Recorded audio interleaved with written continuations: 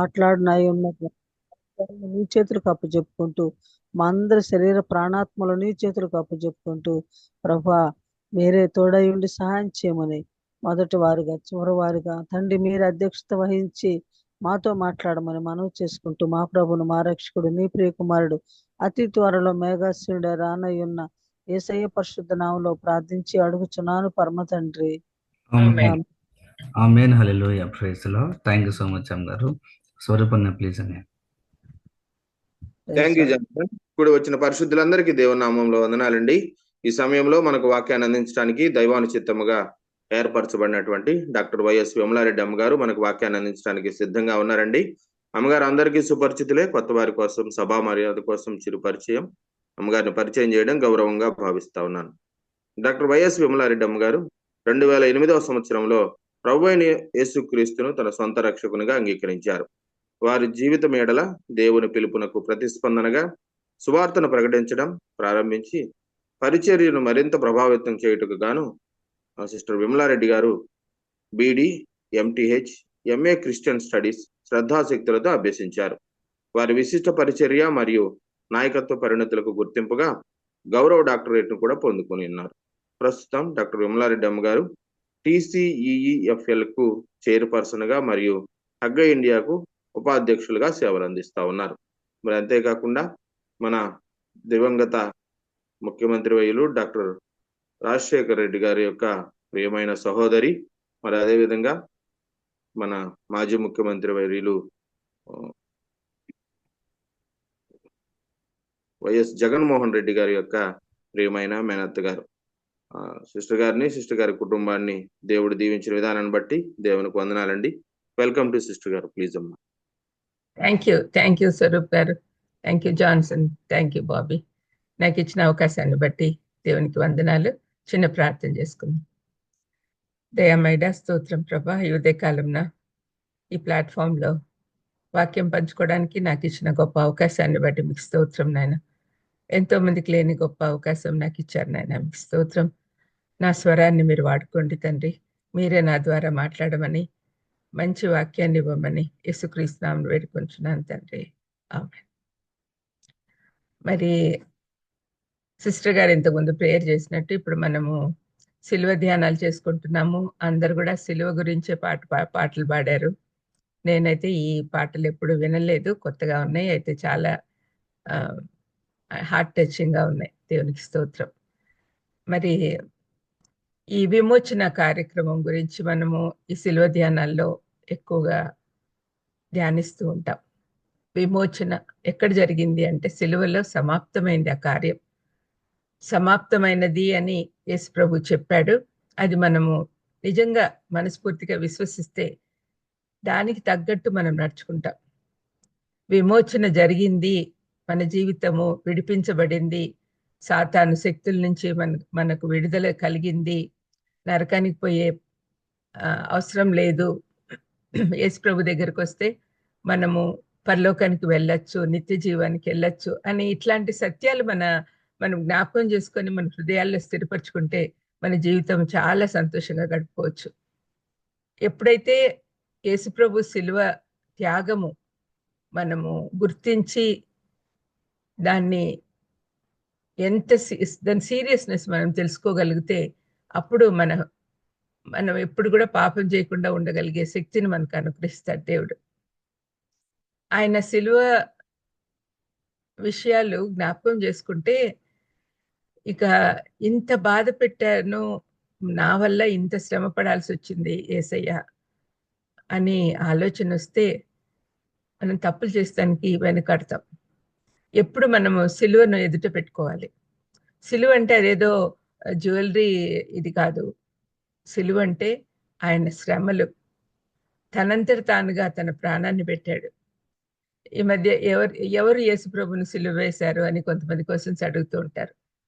నేనేసానని మనం అందరం చెప్తూ ఉంటాము. లేకపోతే రోమా సైనికులు వేశారని కొంతమంది చెప్తారు. యూదా పెద్దలు వేశారని చెప్తారు. కానీ ఆ దేవాది దేవుణ్ణి ఎవరూ సిలువ వేయలేరు. తనంతట తానే ప్రాణం పెట్టాడు. ఆయన సిలువలో చనిపోతున్నప్పుడు, ఆయన బాధపడుతున్నప్పుడు సైతాన్ అనుకొని ఉంటాడు నాకు పెద్ద విజయం వచ్చింది అని. కానీ ఆయన చనిపోయి తిరిగి లేచేంత వరకు ఆయనకు తెలియదు, వాడికి తెలియదు సాతానుకు. తెలిసి ఉంటే అసలు సిలువే వేసి ఉండేవాడు కాదు అని కొరింథీ పత్రికలో పౌలు అంటాడు. మరి ఈ విషయాలన్నీ మనం ధ్యానించుకునేటప్పుడు ఈ విమోచన అంటే ఏంటి, విమోచకుడు గురించి కొన్ని విషయాలు మనం ధ్యానించుకుందాం. నేను ఈ మధ్య రూతు గ్రంథం ధ్యానిస్తూ ఉన్నప్పుడు సమీప బంధువు విమోచకుడు అనే అంశము అక్కడ చాలా అంటే క్లియర్గా రాయబడి ఉంది.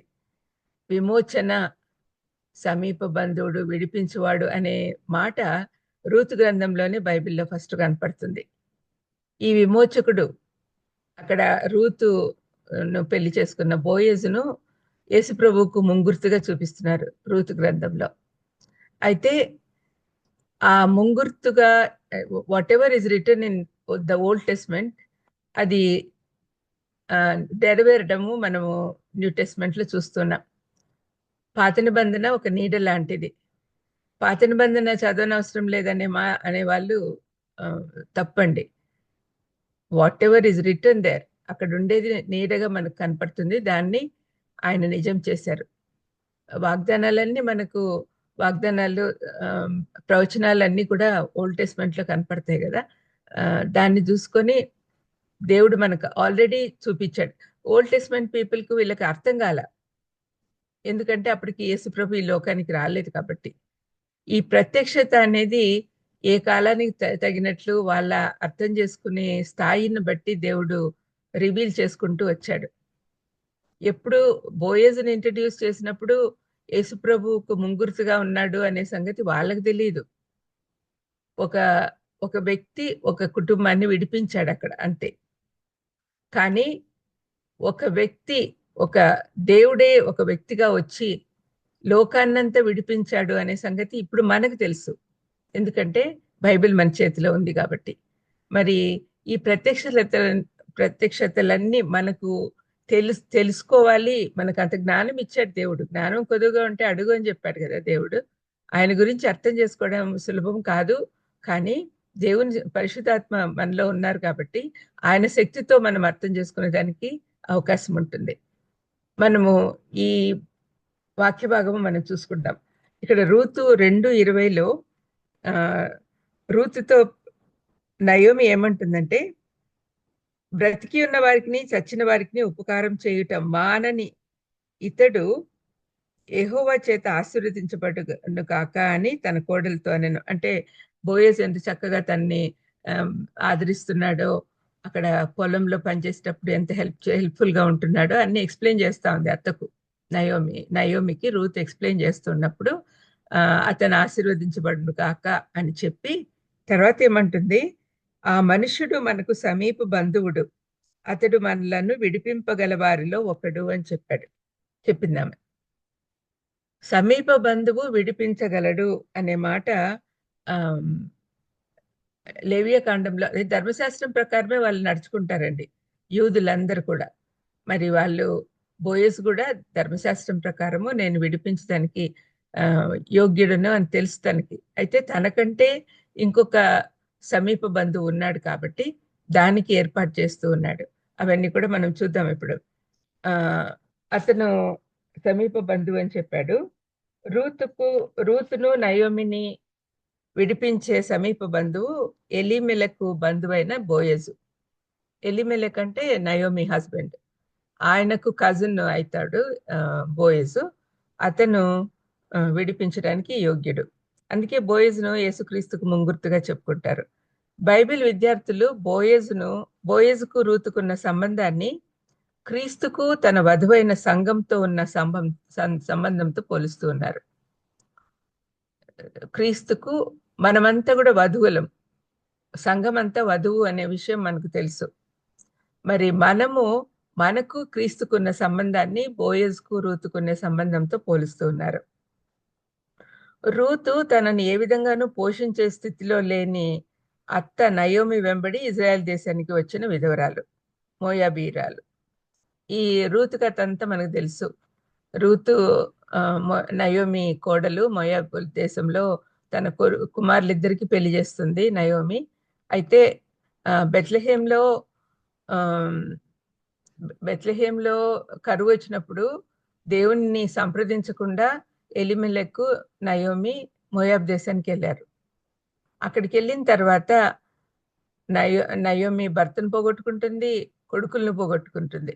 కొడుకులకి ఇద్దరికి మోయాబ్ వీరాలతో పెళ్లి చేస్తుంది.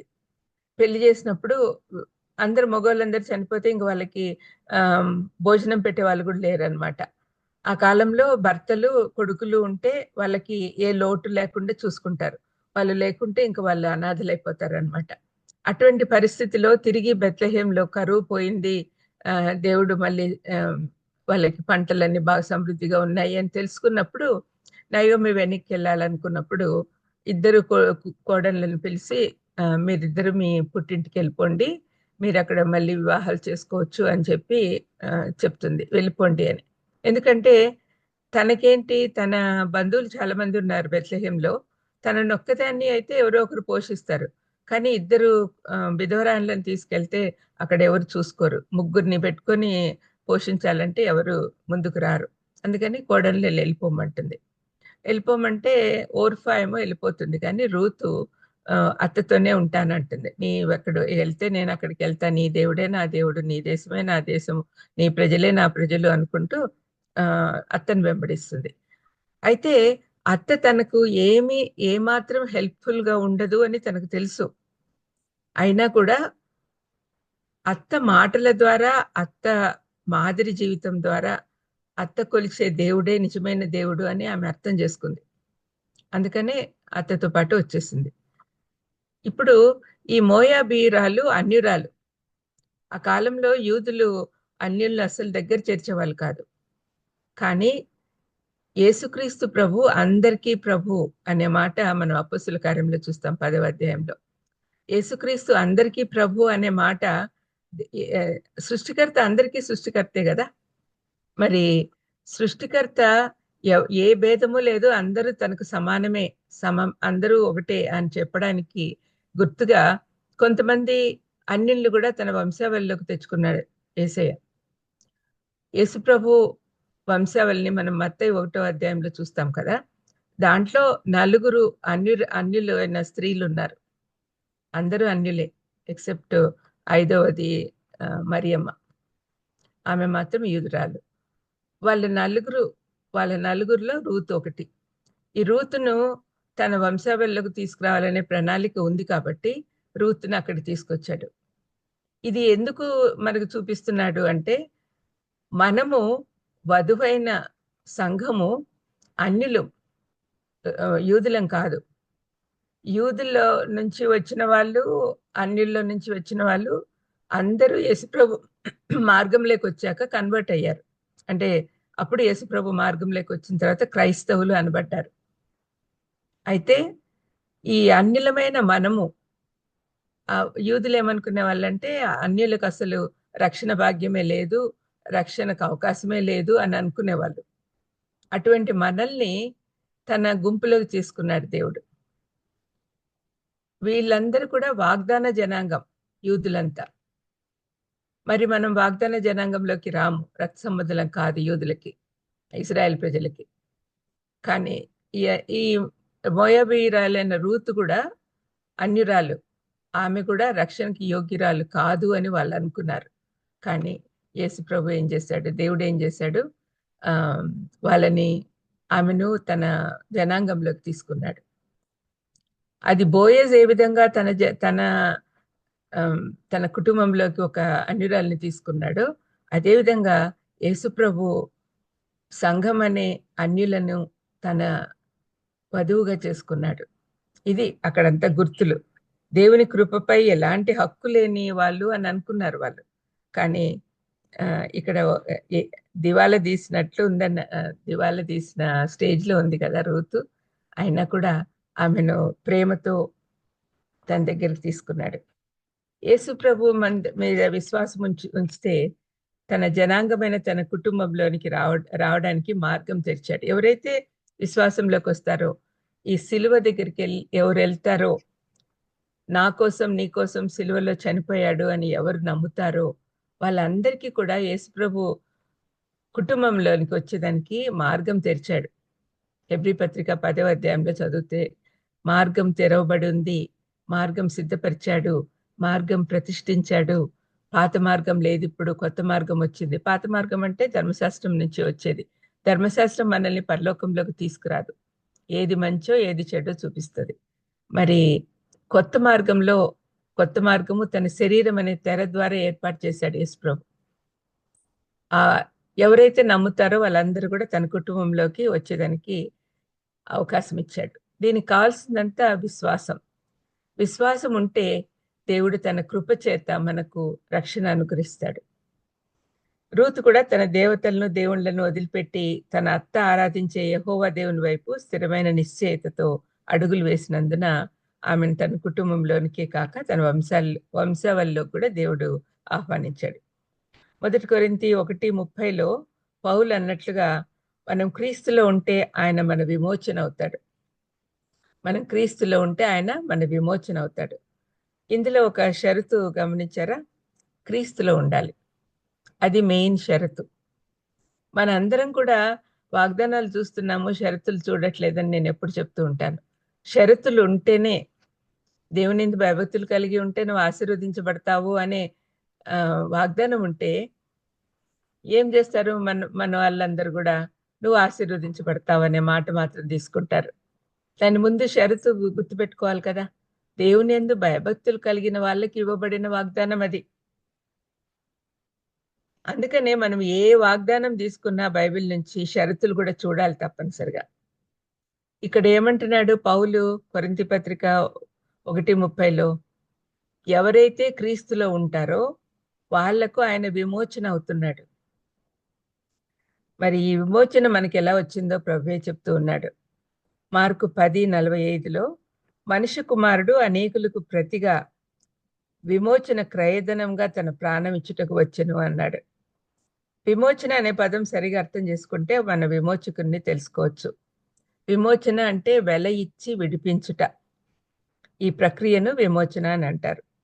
రూతు విషయంలో బోయజు ఎలిమెలకు చెందిన స్వాస్థ్యంను నయోమి కొరకు విడిపించి రూతును వివాహమాడాడు. ఆ కాలంలో అదే అంటే ఇజ్రాయెల్ ప్రజలకు అందరికీ కూడా ప్రతి కుటుంబం కూడా వాళ్ళకి ఉండే స్వాస్థ్యం ఏదైతే దేవుడు ఇచ్చాడో అది పోగొట్టుకోకూడదు అని ఒక రూల్.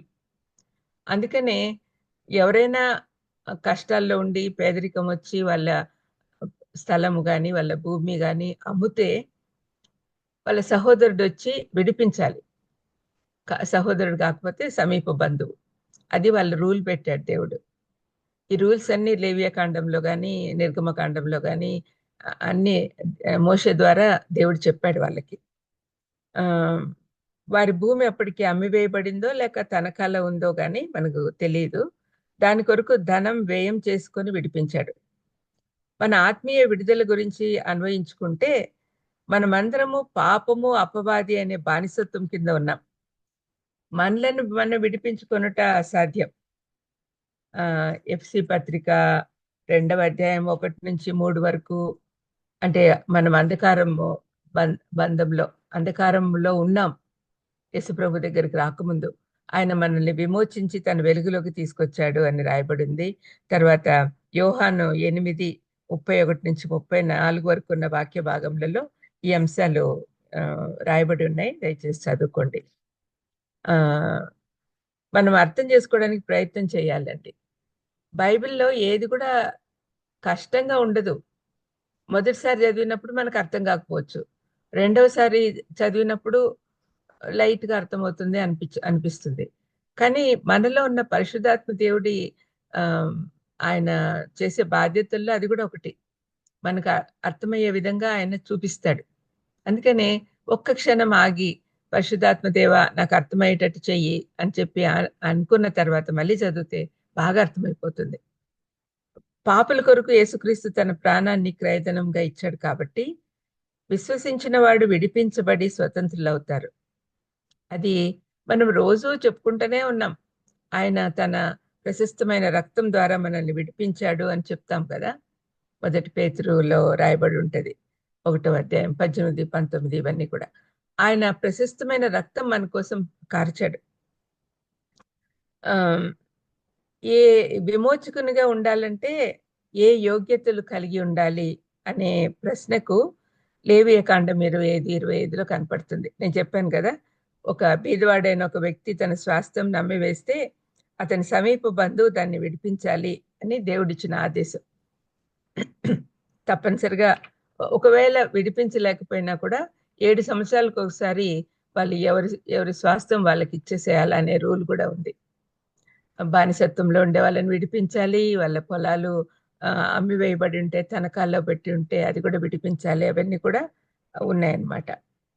ఇజ్రాయేళ్లకు దేవుడిచ్చిన స్వాస్థ్యము ఏ గోత్రానికి చెందింది ఆ గోత్రానికి చెందిన వారి యొద్దనే ఉండాలని దేవుడు ఈ విధంగా ఏర్పాటు చేశాడు. యేసుప్రభు ఇప్పుడు చూడండి, మొదటి యోగ్యత ఏంటి? విడిపించేవాడు, విమోచకుడు సమీప బంధువు అయి ఉండాలి. అది దేవుడు పెట్టిన రూల్.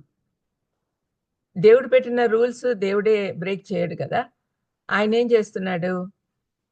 సమీప బంధువు కావాలి. ఎలా అవుతాడు? మనకు దేవుడు చెప్తూ ఉంటాం, మన స్నేహితుడు, మన తండ్రి, మన అన్న, ఇలాంటివన్నీ చెప్తూ ఉంటాం కదా. బైబిల్ ఆధారంగా మనం ఎట్లా అర్థం చేసుకోవాలి?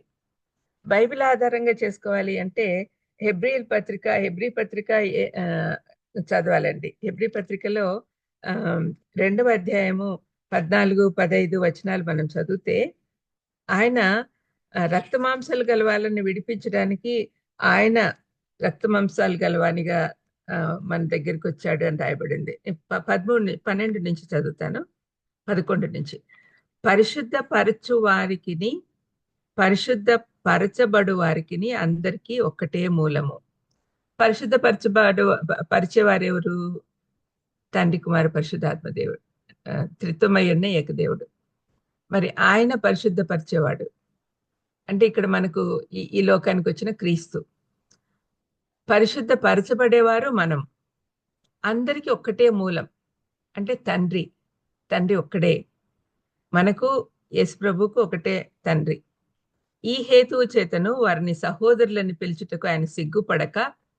ఈ సిగ్గుపడక అనే మాట మనము అర్థం చేసుకుంటే, మామూలుగా ఎవరైనా చాలా పేదవాళ్ళు మన బంధువులంటే కొంతమంది బంధువులని చెప్పుకోవడానికి ఇష్టపడరు.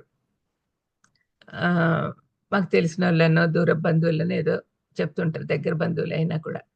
కానీ యేసుప్రభు అంతటి గొప్ప దేవాది దేవుడు, పరలోకం నుండి మన కోసం దిగి వచ్చిన ఆ దేవాది దేవుడు, సార్వభౌముడు, సర్వాధిపతి, సర్వజ్ఞాని, సర్వవ్యాపి అయిన మన దేవుడు మనల్ని సహోదరులను పిలవడానికి ఇష్టపడుతున్నాడు.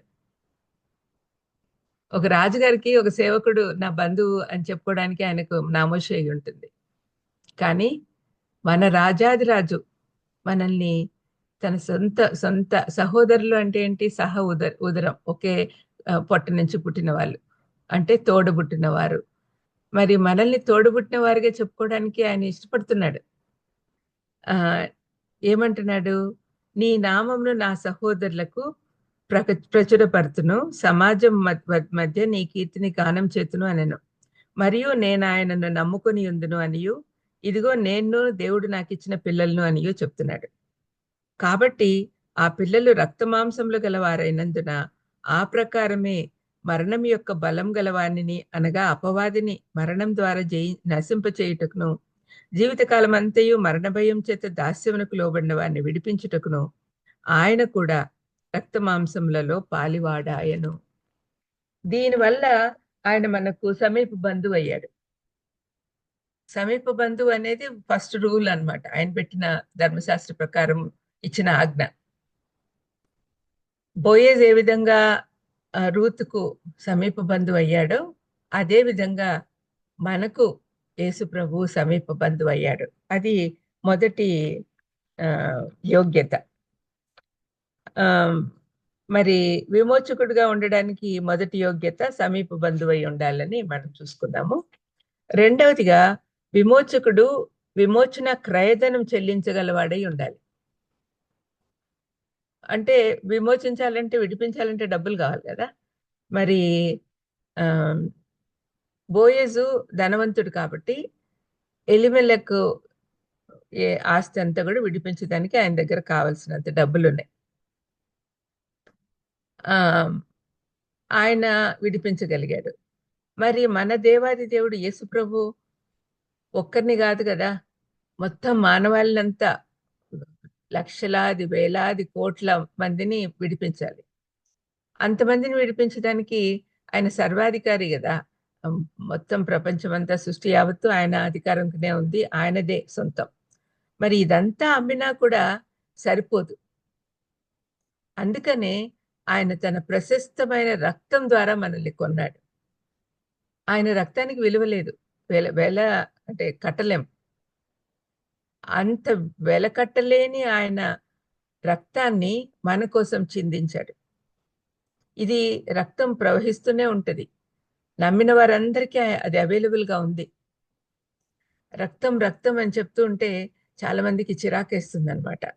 ఎందుకంటే రక్తం అనేది జుగుప్సాకరంగా ఉంటుంది. Why do you talk about blood of Jesus all the time అని ఒక ఆమె అడిగింది నన్ను. అంటే రక్తం లేకుంటే మనకు విమోచన ఎలా వస్తుంది? ఆ క్రయధనం కావాలి కదా. విమోచకుడికి క్రయధనం కావాలి మనల్ని విడిపించడానికి. విమోచనకు అంటే విమోచన అంటే వెల ఇచ్చి విడిపించుట అని చెప్పాను కదా. మరి వెల ఇవ్వాలి అంటే ఈ ప్రపంచంలోని ధనం అంతా సరిపోదు. కాబట్టి తన వెలకు అతీతమైన తన రక్తాన్ని ఇచ్చి మనల్ని కొన్నాడు ఆయన. అందుకని ఎప్పుడు కూడా మనం ఎప్పుడు కూడా ఏం చేయాలంటే, ఇంకొక మాట కీర్తనకారుడు ఏమంటున్నాడంటే 49 కీర్తన 7-9 వరకు ఉన్న వాక్య భాగంలో ఏమంటున్నాడు,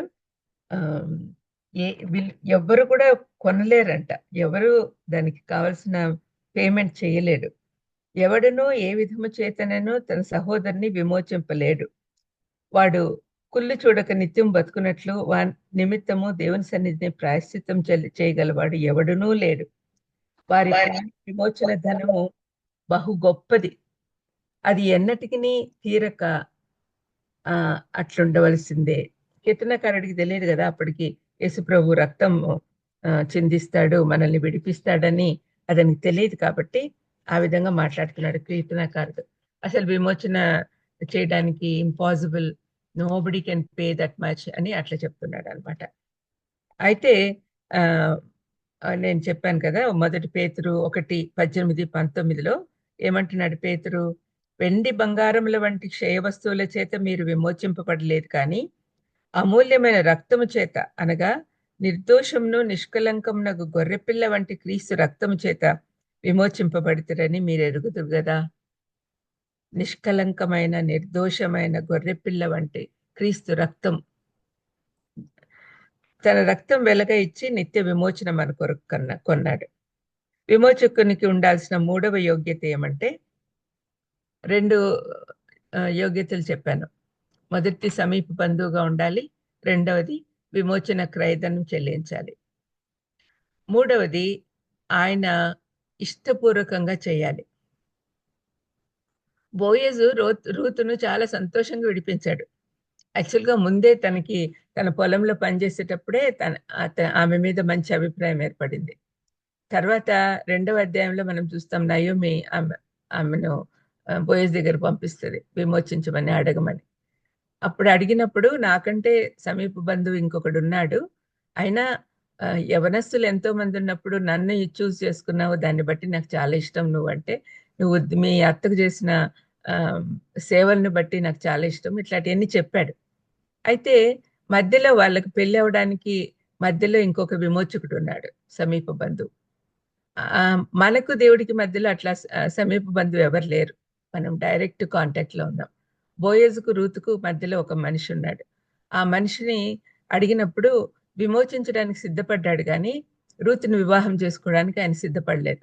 అందుకని సంతోషంగా వాళ్ళ ఆచారం ప్రకారము చెప్పు విడిచి బోయజ్కి ఇచ్చేస్తాడు, అంటే నువ్వే చూసుకో, నేను ఇంకా తప్పుకుంటున్నాను అని. అతను ఎందుకు అలా చేశాడంటే, రూతును వివాహం చేసుకుంటే ఆమె పుట్టే మొదటి కొడుకు అంటే ఎలిమెలెకు కొడుకు అవుతాడు అనమాట. ఎలిమెలెకు కొడుకు. అట్లాంటప్పుడు తన ఆస్తి కూడా కొంచెం ఇవ్వాల్సి వస్తుందేమో, తన స్వాస్థ్యం దెబ్బతింటుంది అనే ఉద్దేశంతో ఆయన ఒప్పుకోడు. అప్పుడు బోయస్ సంతోషంగా ఆమెను స్వీకరిస్తాడు. మన దేవాది దేవుడు యేసు ప్రభు విల్లింగ్గా సంతోషంగా మనల్ని విడిపించాడు.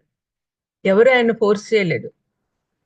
తండ్రి ప్రణాళిక కుమారుడు ఆచరించడము, పరిశుద్ధాత్మ దేవుడు నెరవేర్చడం, ఇవన్నీ కూడా కార్యక్రమాలు వాళ్ళంతటి వాళ్ళే చేశారు. ఎవరు వాళ్ళని ఫోర్స్ చేయలేదు. మేము చనిపోతున్నాం, మమ్మల్ని కాపాడండి అని కూడా ప్రజలు అడగలే. దేవుడు మనల్ని ప్రేమించాడు కాబట్టి మనల్ని తన దగ్గర చేర్చుకోవడానికి సంతోషంగా మన దగ్గరకు వచ్చాడు. తన బిడ్డలు ఎప్పుడు కూడా తనకు దూరంగా ఉండకూడదు అనే ఉద్దేశం దేవుడికి ఉంది కాబట్టి ఆయన సంతోషంగా మన కోసం వచ్చి తన ప్రాణాన్ని పెట్టాడు. వాలంటరీ, ఇది సబ్స్టిట్యూషనల్ వైకేరియస్ అంటారు.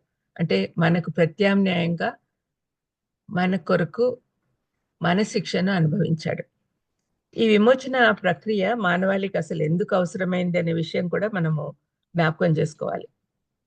దేవుడు మానవుని సృష్టించినప్పుడు తన స్వరూపమందు పాపం లేనివాడిగా సృష్టించాడు అని మనకు తెలుసు. అయితే ఎప్పుడైతే ఆదాము హవ్వలు సైతాన్ శోధనలో పడి పాపం చేశారో ఆ రోజు నుంచే దేవునికి చాలా దూరం అయిపోయారు. వాళ్ళు దేవుని ఎదుటికి రావడానికి కూడా ఇష్టపడలా, సిగ్గుపడ్డారు. ఆదామా ఎక్కడున్నావు అంటే నేను దాక్కున్నాను అన్నాడు. ఎందుకు దాక్కున్నావు? నువ్వు నీకు మంచి చెడ్డలు తెలియనిచ్చు పండు తిన్నావా అంటే ఇంకా మళ్ళీ బ్లేమ్ గేమ్ మొదలైంది. నువ్వు ఇచ్చావు కదా రూతును, అదే సారీ హవ్వనిచ్చావు కదా, ఆమె ద్వారానే నేను మోసపోయాను, ఆమె ద్వారానే శోధింపబడ్డాను అని ఆమె మీద నేరం మోపాడు ఆదాము. అంటే తన భార్యనే తనకు చాలా ఇష్టం, దేవుడిచ్చిన భార్యను చాలా ప్రేమిస్తున్నాడు. ఆ ప్రేమ కూడా పోయింది పాపం వచ్చేసరికి, ఆమె మీద నేరం పెడుతున్నాడు. ఈ విధంగా పాపం అంతా ఎంటర్ అయిపోయింది. అసూయ, ద్వేషాలు, కోపాలు, కొడుకులు ఒకరినొకరు చంపుకోవడం, ఇట్లాంటివన్నీ కూడా జరిగిపోయినాయి ఆ రోజు నుంచే. మరి ఇవన్నీ కూడా ఉన్నందువల్ల పాపి అయిన దేవుడు, పవిత్రుడైన దేవుడు, పాపి అయిన మనిషి పవిత్రుడైన దేవునితో సహవాసం చేయలేడు. కాబట్టి దేవుడు మనల్ని అందరినీ కూడా పవిత్రులుగా చేయడానికి యేసు ప్రభువును పంపించాడు. ఆయన రక్తం ద్వారా మాత్రమే మనకు పవిత్రత వస్తుంది. పవిత్రత లేకుంటే మనం దేవుని దగ్గరికి వెళ్ళలేము అనేది మనం చూడాలి. సాతాను ఏదెన్ తోటలోకి వచ్చి హవ్వను శోధించి ఎప్పుడైతే అవిధేయత చూపడానికి ప్రోత్సహించాడో ఆ రోజు నుంచే ఆత్మీయంగా మనిషి చనిపోయాడు. ఇది మానవాళికి ఒక పెద్ద సమస్య. పవిత్రుడైన దేవుణ్ణి పాపి సమీపించలేడు. దేవుడు వారిని ఏదెన్ తోట నుండి తరిమేశాడు. అయితే అంతకు ముందే దేవుడు తన అపారమైన ప్రేమతో వారిపై కనికరం చూపి వారిని విమోచించడానికై తన కుమారుని పంపిస్తాను అని ఒక వాగ్దానం చేశాడు. ఆదికాండం 3:15. ఇది మనం ఎప్పుడు కూడా మర్చిపోకూడదండి. బైబిల్ అంతా దాని మీదనే ఆధారపడింది. బైబిల్ అంతా కూడా ఈ వాగ్దాన నెరవేర్పే కనపడుతుంది. కాబట్టి ఈ వాగ్దాన నెరవేర్పు కోసము యేసుప్రభు ఈ లోకానికి వచ్చాడు. దీన్ని బైబిల్లో యాక్చువల్గా ఆదికాండం 3:15ని బైబిల్లో మొదటి సువార్త అంటారు. ఎందుకంటే విమోచన గురించిన ప్రస్తావన మొదటిసారిగా ఇక్కడే ఉంది. మానవాళి సమస్యకు పరిష్కారం వారంతటి వారు చేసుకోలేరు కాబట్టి విమోచించే కార్యము తానే చేస్తానని వాగ్దానం చేశాడు. పాపి అయిన మానవుడు మొదట తన పాపాన్ని తొలగించుకోవాలి. దానికి ఒక్కటే మార్గం. మన పాపాలను ఒప్పుకొని పశ్చాత్తాప హృదయంతో దేవుని సన్నిధికి వెళ్తే ఆయన తన రక్తంతో మన పాపాలన్నీ కడిగి వేసి మనల్ని పవిత్రపరుస్తాడు. 1 యోహాను 1:7 చెప్పిన ప్రకారం యేసు రక్తం ప్రతి పాపం నుండి, ప్రతి పాపం చిన్నదైనా పెద్దదైనా ప్రతి పాపం నుండి మనల్ని పవిత్రులుగా చేయను. అందుకే ప్రభు రక్తమాంసాలతో ఈ లోకానికి రావాల్సి వచ్చిందని మనం గమనించాలి. వాగ్దానం చేసిన వాడు నమ్మదగిన వాడు కనుక కాలం సంపూర్ణమైనప్పుడు దేవుడు తన కుమారుని పంపించాడు అని గలతీ 4:4 మనం చూస్తాం. దేవుడు లోకాన్ని ఎంతో ప్రేమించాడు కాబట్టి తన ఏకైక కుమారుని మన రక్షణార్థము ఈ లోకానికి వధింపబడుటకై పంపించాడు. ఇంత గొప్ప త్యాగం వ్యర్థం కాకుండా నిమిత్తము ఆయన రాజ్యంలోకి మనము అన్యులను తీసుకొని రావాలి. విమోచన కార్యంలో క్రీస్తు మన పాపాలను క్షమించి విమోచించాడు. రోమపత్రిక 3:24 ప్రకారము నమ్మువారు ఆయన కృపచేతనే క్రీస్తు యేసునందలి విమోచనం ద్వారా ఉచితంగా నీతిమంతులని తీర్చబడుతున్నారు. ఈ మాట వినడానికి చాలా బాగుంది కదండి. ఉచితముగా నీతిమంతులని తీర్చబడుతున్నారు. ఉచితము అనే మాట మనకు సంతోషం అనిపించవచ్చు, కానీ యేసుక్రీస్తు ప్రభు సంపూర్ణ మానవుడిగా ఈ లోకానికి వచ్చినాడు. మరి ఆయన మానవులు పడే శ్రమలంతా 100 అంతలు పడి ఉంటాడు. సిలువ శ్రమలు అంటే మాటలు కాదు. ఆయన మీరు అనుకోవచ్చు, చాలా మంది అంటారు ఆయన దేవుడు కాబట్టి అన్ని శ్రమలు భరించాడు. కాదండి, ఆయన దేవుడే, సంపూర్ణ దైవత్వంతోనే ఈ లోకంలో ఉన్నాడు. అది ఆయన సహజమైన గుణం కాబట్టి. కానీ ఆ సహజమైన స్వభావమైన దైవత్వాన్ని తన పర్సనల్ నీడ్స్ కోసం వాడుకోలేదు ఆయన ఎప్పుడు. పేతురు మల్కు చెవి తెగి నరికినప్పుడు యేసుప్రభు ఏమంటాడు, నేను నా తండ్రిని అడిగితే గొప్ప సైన్యాన్ని పంపించేస్తాడు కదన్న, అట్లా అడిగితే గన, అట్లా చేస్తే గన ఆయన చిత్తం నెరవేరదు, కాబట్టి నేను అడగను అని చెప్తాడు. ఆయనకు శక్తి ఉంది, ఆ సిలువ శ్రమలు తప్పించుకోవడానికి శక్తి ఉంది, భరించడానికి కూడా శక్తి ఉంది. కానీ ఆయన తన దైవత్వం వాడలేదు. సంపూర్ణ మానవుడిగానే అన్ని శ్రమలు అనుభవించాడు. అందుకే ఆయన శ్రమలు ఎంత కష్టమైనదో మనం గుర్తుపెట్టుకోవాలి. ఉచితంగా వచ్చిందని మనము దాన్ని అంటే ఈజీగా తీసుకోకూడదు. ఉచితము అంటే దానికి విలువ లేకుండా అయిపోతుంది. నేను బుక్స్ అన్ని ఉచితంగా ఇస్తూ ఉంటానండి. చాలా మంది నాకు చెప్పారు, ఉచితంగా ఇస్తే విలువ తెలియదండి, దాన్ని కొంచెం డబ్బులకు పెట్టి కొనుక్కుంటేనే వాళ్ళకి విలువ తెలుస్తుంది, చదువుతారు అని అంటే ఇట్స్ ఓకే, దేవుడి చిత్తం అయితేనే చదువుతారు. కానీ యేసుప్రభు ఉచితంగా ఇచ్చిన ఆ రక్తం వెనుక ఎంత బాధ ఉందో మీరు ఒకసారి ఆలోచించాలి. మనం మర్చిపోతున్నాం. ఆయన చేసిన త్యాగం అంతా ఇంత కాదు. ఎంత గొప్పదంటే పాపులమైన మన కోసం ఆయన ఈ లోకానికి వచ్చాడు. చనిపోయి తిరిగి లేచి పరలోకానికి ఎక్కి ఈరోజు ఏం చేస్తున్నాడు? ప్రకటన గ్రంథం 5:6 చదివితే, వధింపబడినట్లున్న గొర్రెపిల్లలాగా సింహాసనం మధ్య నిలబడి ఉన్నాడు. వధింపబడినట్లున్న గొర్రెపిల్ల అంటే రక్తం కారుతూ ఉంటది. ఆ రక్తంలో నుంచి యేసుప్రభు మనల్ని చూడాలని ఆశిస్తూ ఉన్నాడు.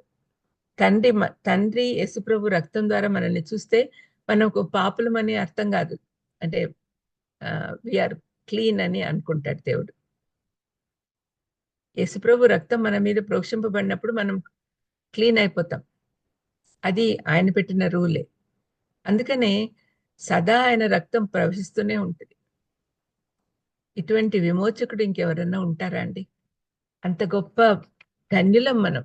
ఎంత ఆశీర్వదించబడిన వారం. మనం అది గుర్తించుకోవాలి. నీతిమంతులుగా తీర్చబడుట అంటే తప్పు చేయలేదు అని ప్రకటించబడుట. మనం ఉచితంగా నీతిమంతులమైనాము అని మనం ఇప్పుడే చదువుకున్నాం కదా. నీతిమంతులుగా తీర్చబడుట అంటే తప్పు చేయలేదని ప్రకటించబడుట. న్యాయస్థానములో జడ్జి అపరాధిలో ఏ తప్పు లేదని చెప్తే అతనిపై ఉన్న అభియోగాలన్నీ కొట్టివేయబడతాయి. చట్టపరంగా అతను ఎప్పుడు ఏ తప్పు చేయనట్లు అవుతుంది. దేవుడు మన పాపాలని క్షమించినప్పుడు మన తప్పులన్నీ తుడిచివేయబడతాయి. ఆయన దృష్టిలో మనం ఎప్పుడు పాపం చేయలేదు అన్నట్లుగా అవుతుంది. విమోచనము అంటే పాపులను పాపపు బానిసత్వం నుంచి విడుదల చేయుట. పాత నిబంధన కాలంలో ఒక వ్యక్తి అప్పులు తీర్చలేకపోతే బానిసగా అమ్మబడుతూ ఉండేవాడు. అప్పుడు సమీప బంధువు వచ్చి వెల్ల చెల్లించి అతన్ని విడిపించవచ్చు. క్రీస్తు మన స్వాతంత్రంను తన రక్తంతో కొన్నాడు. మనము స్వతంత్రులు అవ్వాలి అని క్రీస్తు వెల చెల్లించాడు. పాపమునకు జీతం మరణం. అది కూడా దేవుడు పెట్టిన రూలే. మన పక్షాన ఆయన మరణించాడు. ఈ పాపమునకు జీతం మరణము అన్నప్పుడు మనం గుర్తించుకోవాల్సింది ఏంటంటే, దేవుడు ఎంత ప్రేమామూర్తో అంతగా ఆయన న్యాయమూర్తి కూడా. న్యాయం తప్పనిసరిగా జరగాలి. అట్ ది సేమ్ టైం ఆయన ప్రేమ చాలా ఎక్కువ. ఈ సత్యం అర్థం చేసుకోవడానికి ఒక చిన్న వృత్తాంతం మీదట పెడుతున్నాను. ఒక గ్రామంలో ఇద్దరు స్నేహితులు ఉంటారు. వాళ్ళు చిన్నప్పటి నుంచి చదువుకునే సేమ్ క్లాస్‌లో చదువుకునేవాళ్ళు, సేమ్ స్కూల్‌లో చదువుకునేవాళ్ళు. ఇద్దరు కలిసి ఆడుకునేవాళ్ళు. పల్లెటూర్లలో సైకిళ్ళేసుకొని తిరుగుతానే ఉంటారు గదా పిల్లలు. ఆ విధంగా ఊరంతా తిరిగేవాళ్ళు. చాలా అంటే హై స్కూల్ అయిపోయేంత వరకు గూడా ఒకరినొకరు విడిచిపెట్టలేనంత క్లోజ్‌నెస్ వాళ్ళకి. చాలా దగ్గర ఫ్రెండ్స్. తర్వాత వాళ్ళు కాలేజీలకెళ్ళిపోయారు. ఒకడేమో మంచి యూనివర్సిటీకెళ్ళిపోయి లాయర్ అయ్యాడు. లాయర్ అయిన తర్వాత 10 సంవత్సరాల్లోనే మంచి జడ్జిగా తయారయ్యాడు. మంచి పేరు సంపాదించుకున్నాడు. ఇతని దగ్గరికి ఎంత టఫ్ కేసెస్ వచ్చినా కూడా ఏమాత్రము ఆహ్, మోసం లేకుండా, అన్యాయం లేకుండా న్యాయం తీరుస్తాడు అనే మంచి పేరు తెచ్చుకున్నాడు. ఈ రెండో వాడేమో చెడు సావాసాలు చేసి, చెడు అలవాట్లొచ్చి ఆహ్, వ్యాపారాలు పెట్టి, మోసాలు చేసి చాలా చెడిపోయాడు. ఒకసారి పట్టుబడ్డాడు. ఆయన్ని జైల్లో పెట్టారు. అతని కేసు హియరింగ్‌కొచ్చినప్పుడు తన స్నేహితుడే జడ్జిగా ఉన్నాడు. ఆ సంగతి అక్కడోళ్ళందరికీ తెలుసు. తెలుసు కాబట్టి ఈ స్నేహం ఏమన్నా ఆయన జడ్జిమెంట్ మీద ప్రభావం చూపిస్తుందేమో, ఎలా ఈ న్యాయం తీరుస్తాడు అని అందరూ ఎదురు చూస్తా ఉన్నారనమాట. ఎదురు చూస్తూ ఉన్నప్పుడు ఆయన జడ్జి అన్నీ విన్నాడు. చాలా తప్పులు చేశాడు. తర్వాత జడ్జిమెంట్ చదువుతున్నాడనమాట. మొత్తం అన్ని తప్పులు కన్సిడర్ చేసి అవన్నీ ఈ క్రిమినల్ కేసులు కాదు కదా! అంటే ఇయన్నీ కూడా సివిల్ కేసులు కాబట్టి అన్నిటి కలిపి ఎవరు వేయలేనంత ఎక్కువగా ఫైనేశాడు. ఫైన్ బాగా పెద్ద అమౌంట్ ఏశాడు. తర్వాత ఎవరెవరైతే ఎవరినైతే మోసం చేశాడో వాళ్ళకందరికీ రీపే చేయమని చెప్పి ఒక జడ్జిమెంట్ ఇచ్చాడు. వీళ్ళు ఏం జేయాలో అంటే అతనికి దోషికి ఏం జేయాలో అర్థం కాలా. సిగ్గుతో తలొంచుకొని నిలబడున్నాడు. మిగతా వాళ్ళందరూ జడ్జి ఏం జేస్తాడు అని చూస్తున్నారనమాట. ఆయన లేచి నేరుగా దోషి దగ్గరకొచ్చి ఒక చెక్ అందజేస్తాడు. ఎంత అమౌంట్ ఫైన్ ఏశాడో ఆ అమౌంట్‌కు తగ్గ డబ్బులు తన అకౌంట్‌లో నుంచి తీసి ఫ్రెండ్‌కి ఇస్తున్నాడనమాట. దీంట్లో ఇది చాలా చిన్న విషయం అని అనుకోవచ్చేమో మీరు. కానీ పెద్ద మొత్తము తన అకౌంట్‌లో నుంచి తీసి ఇవ్వడము అంటే ఇది సామాన్యమైన విషయం కాదు. మరి ఇంత చిన్న విషయానికే వాళ్ళందరూ ఆశ్చర్యపోయి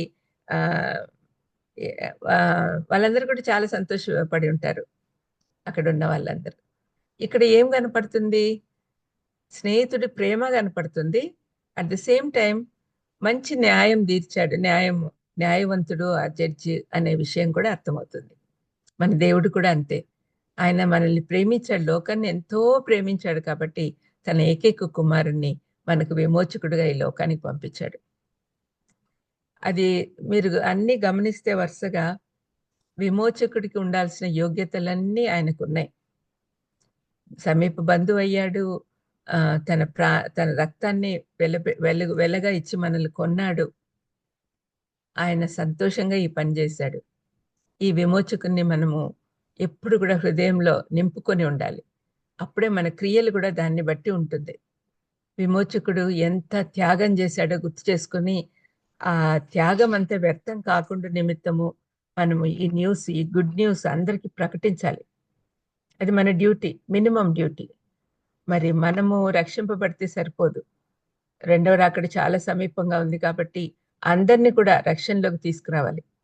మన విమోచకుడు ఉచితంగా ఇచ్చాడండి. మనం చేయాల్సిందంతా యాక్సెప్ట్ చేయడమే.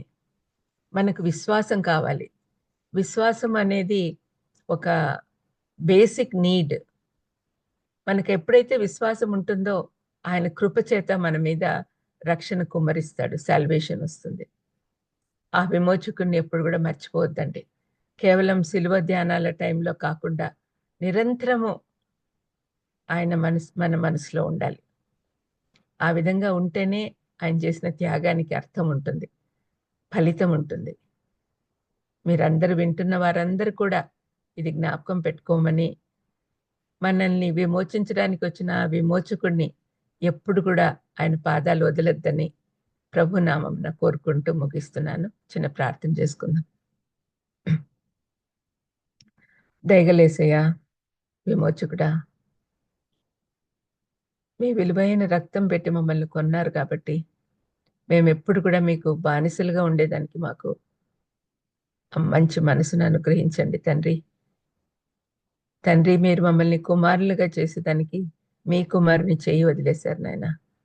అయితే ఆ యేసు ప్రభువే ఈరోజు మా కోసం మీ దగ్గర విజ్ఞాపనలు చేస్తూ ప్రధాన యాజకుడిగా నిలబడి ఉన్నాడు నాయన. మరి ఇంత గొప్ప అద్భుతమైన ఆశీర్వాదం మాకు ఇచ్చినందుకు మేము ఎప్పుడు కూడా మీకు కృతజ్ఞులమై ఉండేటట్టు చేయమని వేడుకొంచున్నాం. Help us to be thankful always lord. తండ్రి, మీరే మాకు తోడై ఉండి నడిపించమని, ఈ ఆర్గనైజర్స్ అందరినీ పేరు పేరున దీవించి ఆశీర్వదించమని, ఈ ప్లాట్ఫామ్లో వింటున్న వారందరినీ కూడా దీవించే వాళ్ళ కుటుంబాలను మీ ఆధీనంలో ఉంచుకోమని యేసుక్రీస్తు నామమున వేడుకొంచున్నాను తండ్రి. Amen. God bless you. Amen. Thank you madam. మరి చాలా చక్కని వర్తమానాన్ని ఇచ్చారు. బోయేసు మరి యేసు క్రీస్తు మరి సంబంధం, బోయేసు రూతు క్రీస్తు సంఘానికి మరి ఎలా ఉందో చక్కగా వివరించారు. మరి బోయేసు అన్యురాలైన రూతును తన ఫ్యామిలీలో చేర్చుకున్న విధంగా యేసు క్రీస్తు కూడా అన్యులమైన మనల్ని తన మరి ప్రణాళికలో మనల్ని చేర్చుకున్న విధానము, యేసు క్రీస్తులో మనం ఉంటేనే ఆయన మనకు విమోచన అవుతారని, విమోచన అంటే వెల ఇచ్చి విడిపించటం అని, మరి మన ఆత్మీయ విడుదల ఎక్కడుందో చూసుకోవాలి, అట్లాగే మనంతట మనమే విడిపించుకోలేమని, మరి విమోచకుని యొక్క లక్షణాలు 3 చక్కగా వివరించారు. ఆయన మనకు సమీప బంధువు అయ్యాడని, విమోచన క్రయధనం చెల్లించాడు ఆయన రక్తం ద్వారా, ఆయన ఇష్టపూర్వకంగా చెల్లించాడు, మన సమీప బంధువు ఆయనే. మరి డైరెక్ట్ కనెక్షన్ మనకి క్రీస్తు ద్వారానే దొరికిందని, మరి పాపం విషయమై మరి మనం చాలా ఆయన సమీపానికి మనం రావాలని, మరి నీతిమంతులుగా తీర్చబడాలి, తప్పు చేయలేదని ప్రకటించబడటమే నీతిమంతులుగా తీర్చబడటం అన్నారు. విశ్వాసము ఆయన కృప మనల్ని నీతిమంతులుగా చేస్తుందని ముగించారు. చాలా థ్యాంక్ యూ మేడం. విన్న వాళ్ళందరము మనం సరి చేసుకుందామండి, మార్చుకుందాము. ఇతరులకు అన్యులను ఆయన రాజ్యంలో మనం చేర్చాలని మేడం ఒక మాట చెప్పారు. ఆయన రాజ్యంలోనికి మనం తీసుకురావాలి. ఆ విషయంలో మనం ప్రయత్నం చేద్దాము. దేవుని సహాయము, నడిపింపు కోరుకుందామండి. మరి చెప్పబడిన వాక్యము నిమిత్తము మరి వర్చువల్ ప్రేయర్ ఫ్యామిలీ తరఫున మేడంకు ప్రత్యేక వందనాలు తెలియజేస్తున్నాను. Thank you madam. మన మధ్యలో ఉన్న మరి పాస్టర్ విజయ్ కుమార్ గారు ముగింపు ప్రార్థన, పరలోక ప్రార్థన ఆశీర్వాదం ఇచ్చే ముందు బాబీ అన్నారు 2 మాటలు చెప్తారేమో అన్నకి. పాస్టర్ విజయ్ కుమార్ గారు.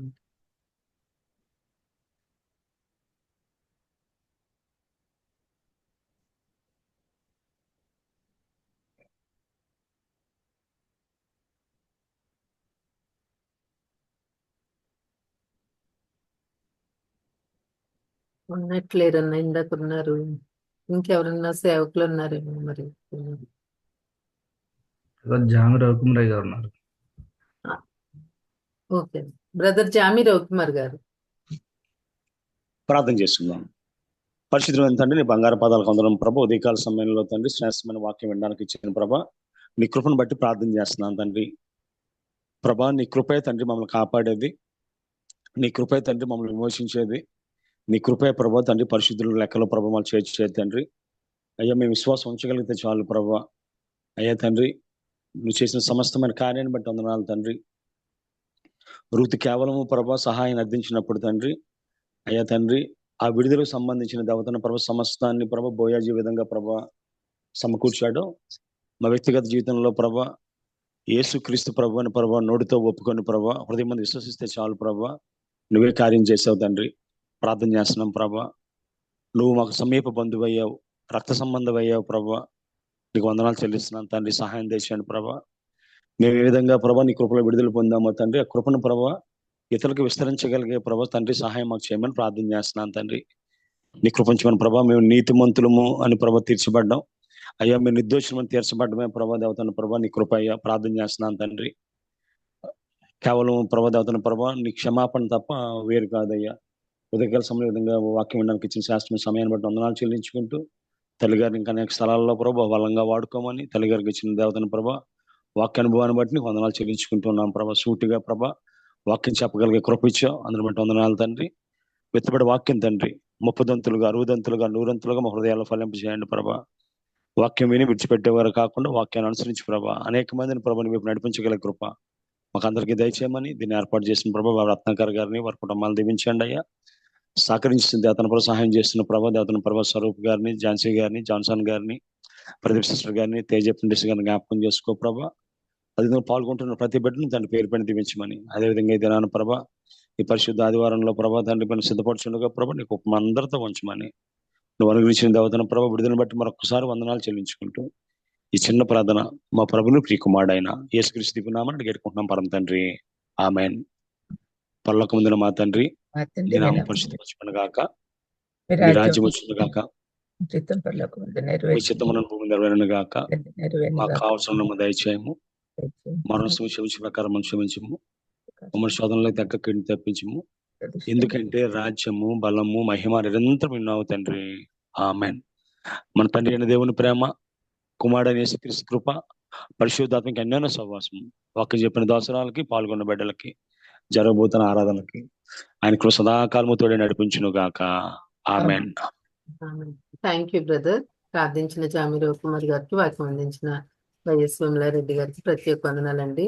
మరి మేడం ఎప్పుడు చెప్పినా మీరు మెసేజెస్ లో గమనించే ఉంటారు, ప్రతి మెసేజ్ కూడా క్రీస్తుతో పోల్చి చెప్తారండి. క్రీస్తుని కేంద్రంగా పెట్టుకొని చెప్తారు. వారు చెప్పిన మెసేజెస్ చాలా యూట్యూబ్ లో అవైలబుల్ గా ఉన్నాయండి. మన ఛానల్లోనే బాబీ రత్నాకర్ అని టైప్ చేస్తే మీకు అందుబాటులో ఉంటాయండి. ఆమె ఫోటోతో సహా, వారి ఫోటోతో సహా వారు చెప్పిన మెసేజెస్ అన్ని ఉన్నాయండి. దయచేసి మీరు వినాల్సిందిగా కోరుతున్నానండి. జాయిన్ అయిన ప్రతి ఒక్కరికి వందనాలండి. థ్యాంక్ యూ అండి. హ్యావ్ ఎ నైస్ డే అండి. ముగించుకుందాం. థ్యాంక్ యూ అండి. వందనాలు.